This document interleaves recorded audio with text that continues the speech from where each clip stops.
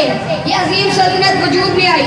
ہندوؤں نے طرح طرح کی مکاریوں سے پاکستان کی مخالفت کی. انگریزوں نے بھی بہت سی رکاوٹیں پیدا کی، مگر خدا کا شکر ہے کہ پاکستان بن کر رہنا تھا اور بن کر ہی رہا.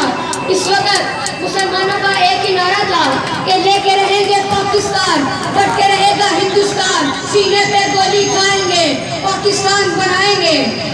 میرے عزیز ہم وطنوں، ہمیں پاکستان سے محبت ہے، اس کے بانی سے عقیدت ہے، اس کے مصور سے دلی لگاؤ.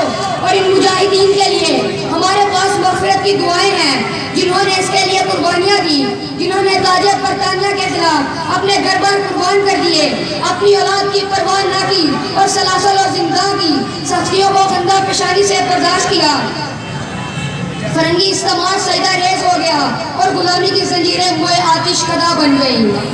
جب اس انگارہ خاکی میں ہوتا ہے یقین پیدا، جب اس انگارہ خاکی میں ہوتا ہے یقین پیدا، تو کر لیتا ہے یہ بالو پورو علا میں پیدا.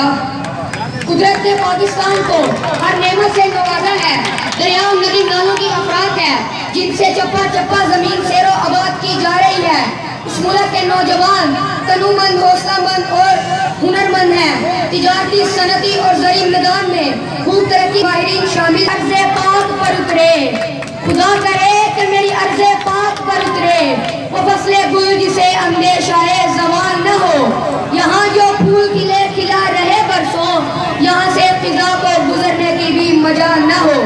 اپنے ہمسایوں سے دوستی کا خواہاں ہے، دوسرے ملکوں سے تجارتی اور ثقافتی تعلقات بڑھائے جا رہے ہیں. اسلامی ممالک سے خاص طور پر معاہدے کیے جا رہے ہیں اور ہر اس ملک سے دستے تعاون بڑھانے کے لیے تیار ہیں جو امن کے لیے کوشاں ہیں.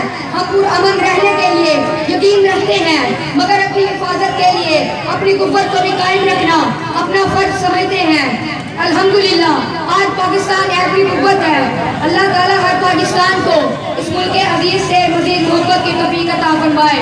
وآخر دعوانا ان الحمدللہ رب العالمین.